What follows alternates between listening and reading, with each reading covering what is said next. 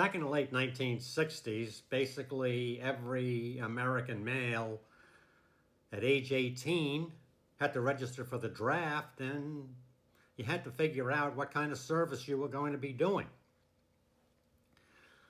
I was in college at the time, majoring in teaching, so I could possibly have gotten a teaching deferment, but who knows? Anyway, I signed up for an infantry unit in the Army Reserve.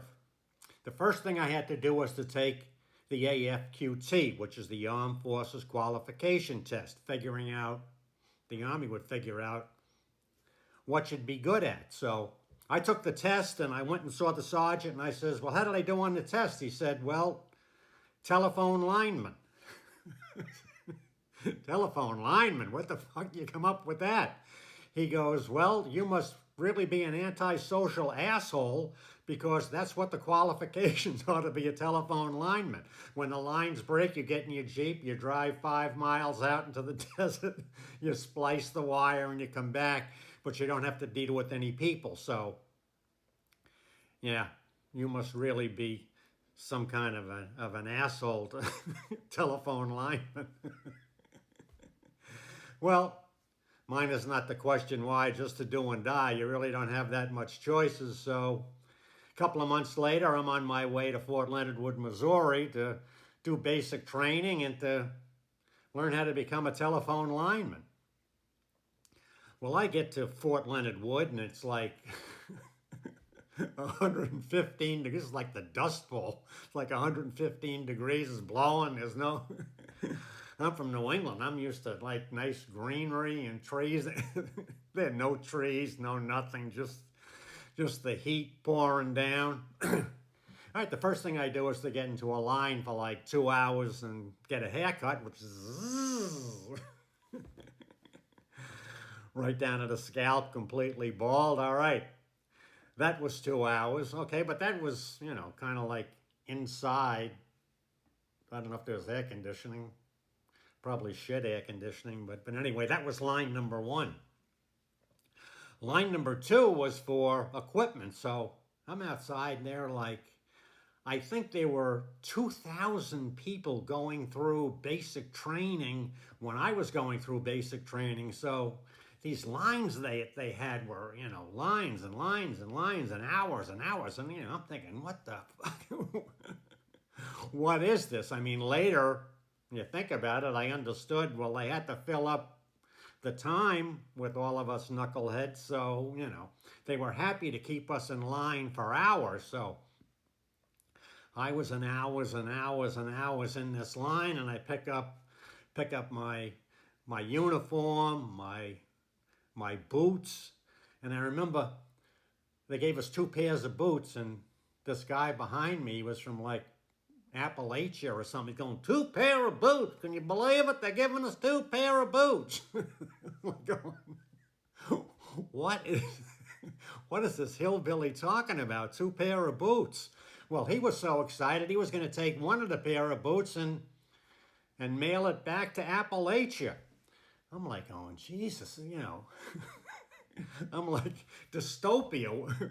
Where am I? So I got my 2 pair of boots, and they actually gave us this tarpaulin, which was, I said, what the fuck is this for? It's half a pup tent. I said, what do we need to, he said, this is the infantry, all this gear you're getting is to be in the infantry. Okay, so now, I'm waited in like a couple of hours to get my hair cut. Now I'm a couple of hours. I'm in the line for getting the equipment. Then I go, and the next line is like even longer than the other lines. It's like, so I said what the fuck is this line for? He goes, just get in the line and shut up. I said, can't even ask what it's for? You're signing up for quartermaster laundry.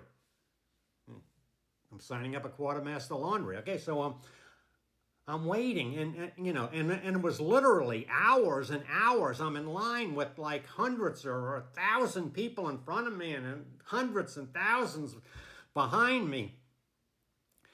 And every single person, I mean, I see them and they're walking up and, you know, this corporal or sergeant, and I don't know what the hell these people were at the time, you know, quartermaster laundry, you go, yes. Quartermaster laundry, yes. Quartermaster laundry, yes. Quartermaster laundry, yes. So I'm like, it's like hours in line and yes, yes, yes, yes, yes.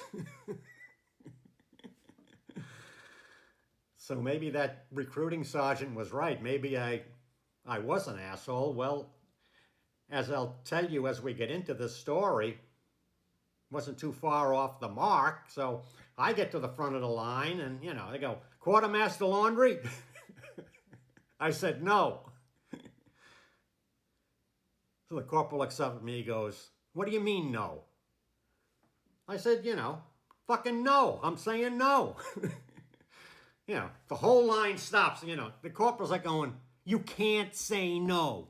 I said, well, I just said fucking no. No. Everybody's like laughing. You know, I'm like the big celebrity saying no. So a sergeant comes over. Why's the line stopping? You know, the guy, what? This idiot is saying no. He doesn't want quartermaster laundry. So the sergeant comes up to me and goes, listen, you got 2 uniforms. You're going to be out in the field all day. You're going to be sweating. You're going to be mud.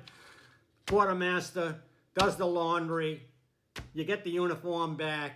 He said, there's no fucking way to clean your laundry except with the quartermaster laundry. So you got to sign up for it. I said, is it optional? He goes, no, it's not fucking optional. He goes, you know, it's only, you know, $1.45 a week. I said, what? I have to fucking pay for this? No, I'm definitely saying no. He goes, you cannot fucking say no. I said, well, I'm saying no. He goes, all right, asshole, sit down in that chair right there.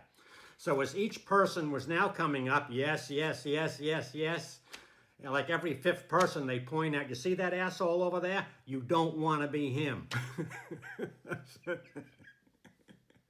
I said, wow, I'm kind of a celebrity here. I'm kind of liking this. So, you know, the sergeant comes over and says, I don't know what the fuck you're laughing at. You're going to find out you just made a really, really bad decision. He said, do you want to change your mind? This is your last chance. I said, no, I don't think so. I'm happy with no. You're not going to be happy with no. I said, all right. Well, we'll see what happens. So part 2, we'll see what happens next.